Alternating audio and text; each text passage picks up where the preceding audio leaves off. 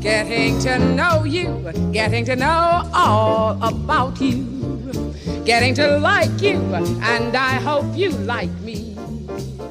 Getting to know. And another member on our list, Alex. Welcome, Alex, to this little cheeky interview. And can you start a little bit from how it all started? So why dance? With my dancing? Yes, why dance? Why not something else? Well, I think I want to go back to maybe beginning. When I was young, at the age of 6, I lived in Crimea, and my parents took me to ballet. I think in those countries, Ukraine, Russia, there's a lot of people who do that. So I was doing it for 7 years, and then my brother, actually I was in the team, we did performances on the stage, but my brother, who is 9 years older, he came back from the army and he said, I know what I want you to, you'll enjoy. And I think, what's that? Ballroom and Latin. And at that time, it was kind of fashionable thing, because we all did folk dances and ballet. I said, no, I'm happy, I like my team. I said, please do me a favor, go to one class. And he literally took me holding hand. I said, I'll do it for you. And honestly, I fell in love. It just, the music was, more trendy. And yeah, so I moved on to Ballroom and Latin. And since then, obviously. So was you a good child? I was a good child. Yeah, I was goody good child. And obviously you have 2 of your own now, and how you compare yourself to them? Do you think you're better than yours? Yeah, that's a difficult one. I mean, I remember, because my mum and dad both worked a lot to obviously earn money for dancing, and I remember they went for school meetings, just turned out and they said, okay, they said you're good, so that's about me. Yeah, I mean, my kid's good. It's a bit early. Luca is now 8. He seems a good boy. We have good reviews, so just fingers crossed. Yeah, I think it's wishful.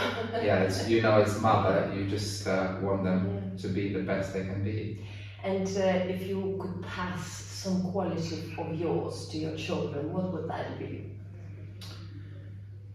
I would say probably hardworking. I'd like my son to be hardworking at what he does, with what he does.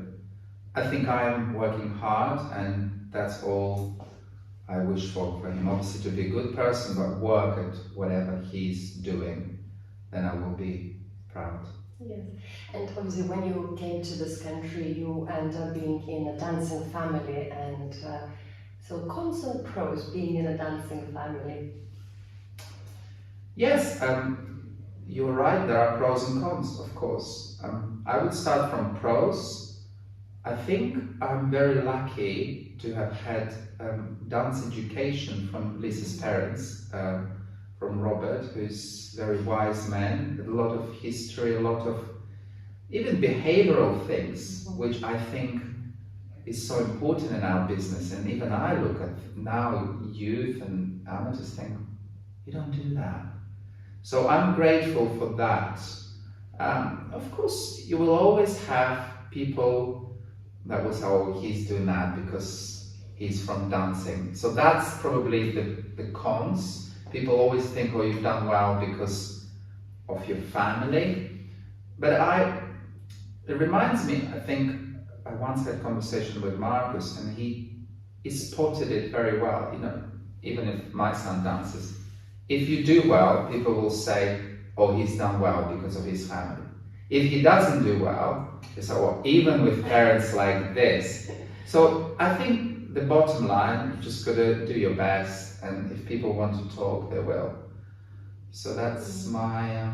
Actually, we just were talking with Matthew, and he also mentioned that from previous, like the education of children and preparation to be gentlemen. Like you said, you had the benefit of being in family dancing because they prepared you being a good man, a good person, right, as a dancer. And we were even thinking maybe we should do a university for preparing the men, especially, I think, to being gentlemen, to know how to be with the lady. Because would you agree that it's also a little bit missing these days?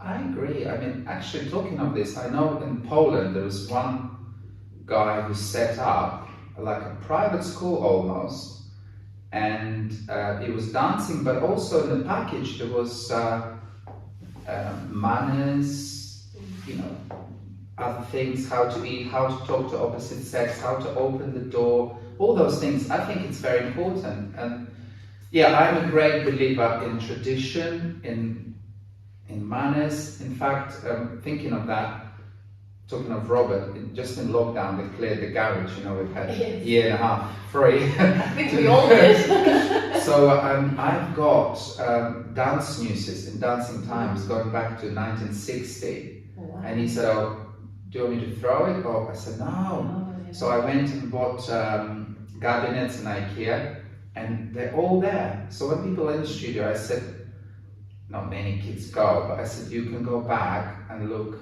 people like Anthony Hurley, Peter Maxwell, you know, Donny, all of Michael and Vicky Barges, to old write-ups from comps. So I love it.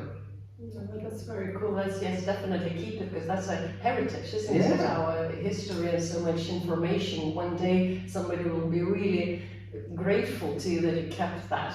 So let's go a little bit into something cheeky. So obviously you said you was a very good child. What's about teenager? And what do you miss being from teenager? Oh, that's... How many naughty things did you do?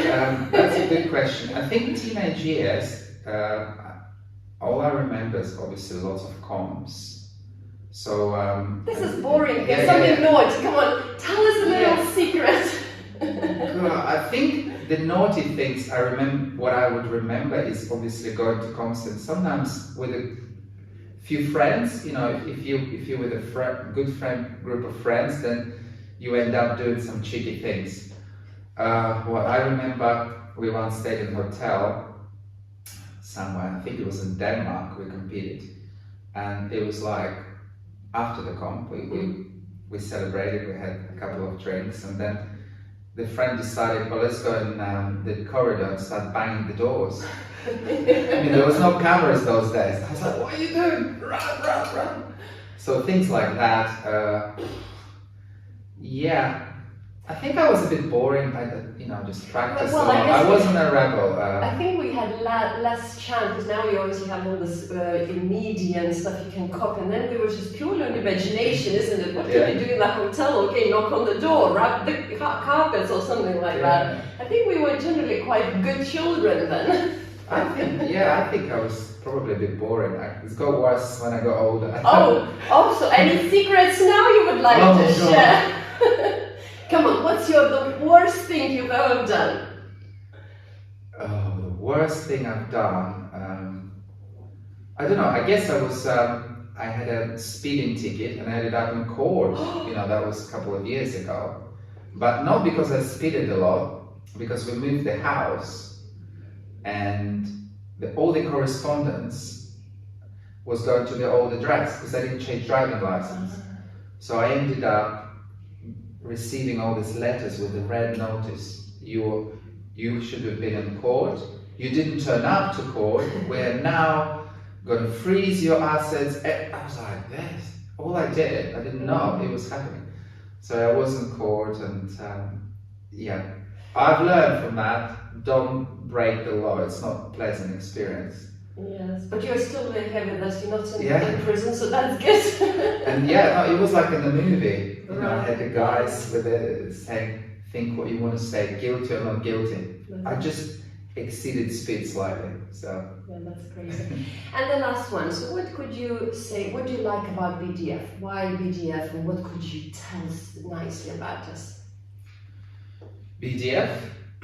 I think that it's great. The greatest thing, well, there's many great things that BDF does, but we promote competitive dancing, and I think we do a lot of things to develop dancing in this country. And obviously I'm lucky to run the youth project, to give so much to the kids. That's why BDF raising money.